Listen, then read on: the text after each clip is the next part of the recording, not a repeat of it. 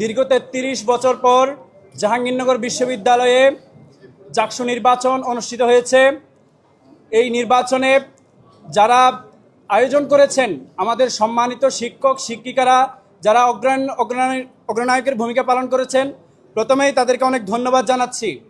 সেই সাথে এই ৩৩ বছর পরে এই নির্বাচনে আমরা যারা প্রতিদ্বন্দ্বিতা করেছি, আমরা এক একজন ইতিহাসের পাতায় আমাদের নাম লেখা থাকবে। একই সাথে নাম লেখা থাকবে জাহাঙ্গীরনগর বিশ্ববিদ্যালয়ের যেসব স্টুডেন্টরা এই নির্বাচনে ভোট প্রদান করেছেন। এবং আজকেই অফিসিয়ালি ঘোষণা হয়েছে যাদের নির্বাচিত প্রতিনিধিদের নাম ঘোষণা হয়েছে, এবং জাহাঙ্গীরনগর বিশ্ববিদ্যালয়ের শিক্ষার্থীরা তাদের নির্বাচিত প্রতিনিধি পেয়েছে, আলহামদুলিল্লাহ।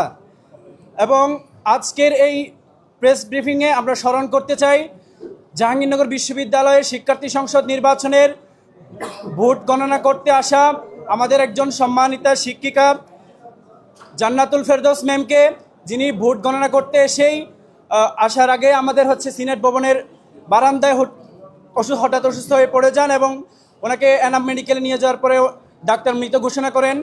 আসলে আমরা এরকম একটা উৎসব মুখর পরিবেশে এরকম একটা মর্মান্তিক ঘটনা শুনতে পাবো, এই ধরনের কখনো আশা করি নাই।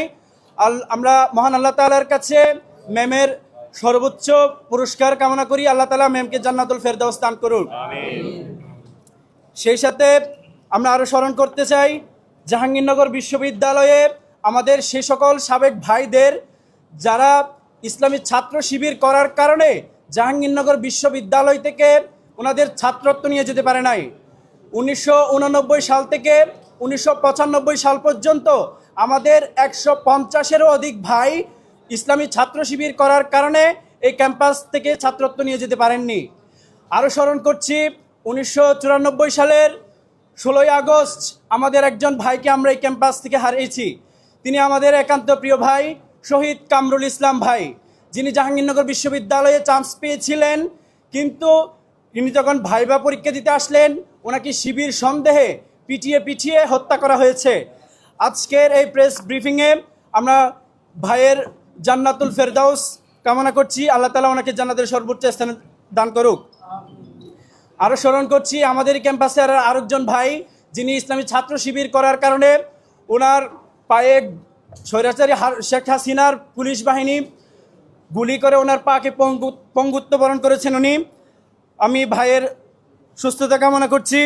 আরও স্মরণ করছি 2024 সালে আমাদের সে সকল শহীদ ভাইদেরকে যাদের আত্মত্যাগের বিনিময়ে আমরা এরকম একটি পরিবেশ পেয়েছি যেখানে আমরা আমাদের নিজ পরিচয়ে আমরা কথা বলতে পারছি।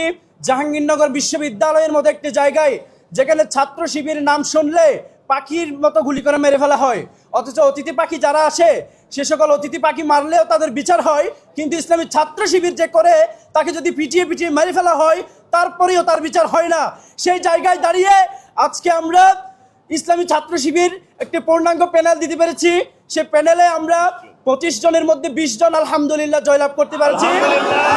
রব্বুল আলামিনের দরবারে মস্তক অবনত চিত্তে শুকরিয়া আদায় করি, আলহামদুলিল্লাহ। সেজন্য আমরা ধন্যবাদ জানাই এবং সে সকল শহীদ ভাইদের যারা 24 সালের জুলাই আগস্টের আন্দোলনে শহীদ হয়েছেন। একই সাথে আরও স্মরণ করতে চাই আমাদের সে সকল আহত ভাইদের যারা জুলাই আন্দোলন করতে গিয়ে তাদের অনেকে চোখ হারিয়েছেন, অনেকে পা হারিয়েছেন এবং বিভিন্ন অঙ্গহানি হয়েছেন। আমরা মহান আল্লাহ তাআলার কাছে দোয়া করি আল্লাহ তাআলা যেন তাদের জীবনকে সহজ করে দেন। সেই সাথে আজকে যারা নির্বাচিত হয়েছেন আমাদের প্যানেল থেকে 25 জনের মধ্যে 20 জন ভাই নির্বাচিত হয়েছেন, সেই সাথে আরও 5 জন ভাই নির্বাচিত হয়েছেন। আমরা সে সকল ভাইদেরকে অভিনন্দন জানাই। আল্লাহ তাআলা যেন তাদের কাজকে সহজ করে দেন, তারা যেন এই বিশ্ববিদ্যালয়কে একটি আধুনিক বিশ্ববিদ্যালয় এবং বিশ্বের সেরা বিশ্ববিদ্যালয়ের মধ্যে একটিতে পরিণত করতে পারে, সেই জন্য আল্লাহ যেন তাদেরকে সহযোগিতা করেন সে দোয়া কামনা করি। একই সাথে তাদের প্রতি একটা আবেদন থাকবে, তারা যেন তাদের দায়িত্ব যথাযথভাবে পালন করেন, কোনো মতেই যাতে তারা কখনো শিক্ষার্থীদের মতানৈক্যের বিরুদ্ধে গিয়ে কখনো বিরোধী কোনো কাজ না করেন, সেজন্য তাদেরকে আহ্বান জানাবো। কিন্তু বাংলাদেশ ইসলামী ছাত্র শিবির সমন্বিত শিক্ষার্থী জোট প্যানেল থেকে আমি বিপি পদে প্রতিদ্বন্দ্বিতা করেছিলাম। আল্লাহ তাআলা চাননি যে আমি নির্বাচিত হই, তিনি হয়তো আমার জন্য এর চেয়ে ভালো কোনো কিছু আমার কপালে রেখেছেন, সেজন্য আল্লাহ তাআলা আমাকে হয়তো এখান থেকে দায়িত্ব থেকে বিরত রেখে আমাদের আরেকজন ভাই আব্দুর রশিদ জিদু ভাইকে সেই দায়িত্বটা দিয়েছেন।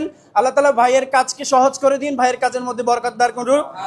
এবং একই সাথে আমি আপনাদের সামনে অনেক সময় বলেছিলাম যে আমি নির্বাচিত হতে পারলে যে যে কাজগুলো করার প্রত্যয় ব্যক্ত করেছিলাম, আমি আব্দুর রশিদ জিদু ভাইকে সেই কাজগুলো বাস্তবায়ন হওয়ার ব্যাপারে সহযোগিতা করবো ইনশাল্লাহ।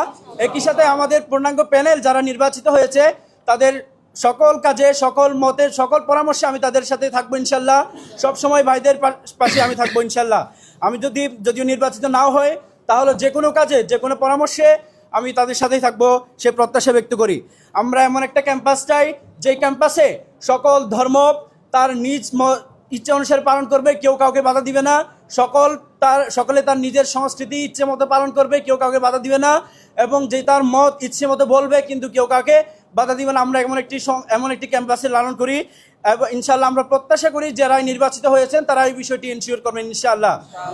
আর আরো একটা বিষয় বলে দিতে চাই, জাকসু হচ্ছে এমন একটা প্ল্যাটফর্ম যে প্ল্যাটফর্মের মাধ্যমে শিক্ষার্থীদের অধিকারগুলো যৌক্তিকভাবে বিশ্ববিদ্যালয়ের কাছ থেকে আদায় করা সম্ভব।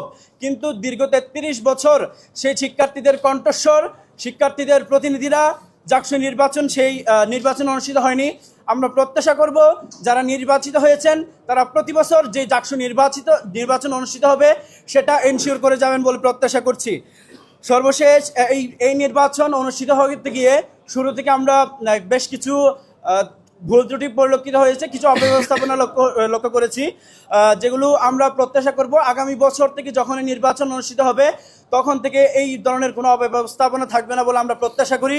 সবশেষে আমরা সাংবাদিক বৃন্দ যারা আছেন ওনাদেরকে অনেক অনেক বেশি ধন্যবাদ জানাতে চাই। আপনারা অনেক অনেক পরিশ্রম করে আমাদের নিউজগুলো কভার করেছেন, আমাদের ক্যাম্পাসে এসেছেন, সকাল থেকে এসেছেন, রাতে গিয়েছেন। বিশেষ করে শেষ 3 দিনের কষ্ট আপনাদের অনেক বেশি কষ্ট হয়ে গেছে, সেটা আমরা বুঝতে পেরেছি। আমরা প্রত্যাশা করব যে আপনারা আমাদের ভালো দিকগুলো তুলে ধরবেন এবং ভালো কাজে সহযোগিতা করবেন। যদি আমাদের যারা নির্বাচিত হয়েছে তারা যদি কোনো ভুল ত্রুটি করে থাকে সেটারও সমালোচনা করবেন, কারণ মানুষ কখনোই ভুলের ঊর্ধ্বে নয়, ভুল হয়ে যেতেই পারে। ভুল হলেই আপনারা তাদেরকে ধরিয়ে দিবেন এবং আশা করি যারাই নির্বাচিত হয়েছেন তারা সেই ভুলগুলো যদি আপনারা বলে দিন তারা অবশ্যই শুধরে যাবে, সে প্রত্যাশা করি। আপনারা অবশ্যই যারাই নির্বাচিত হয়েছে তাদের ভালো কাজগুলোর প্রশংসা করবেন, একই সাথে তারা যদি কোনো ভুল কাজ করে থাকে আপনারা সেটারও সমালোচনা করে দেবেন এবং সেই ভুলগুলো ধরিয়ে দেবেন বলে প্রত্যাশা করছি। সর্বশেষ আপনাদেরকে অসংখ্য অসংখ্য অসংখ্য ধন্যবাদ জানিয়ে আমার কথা এখানে শেষ করছি।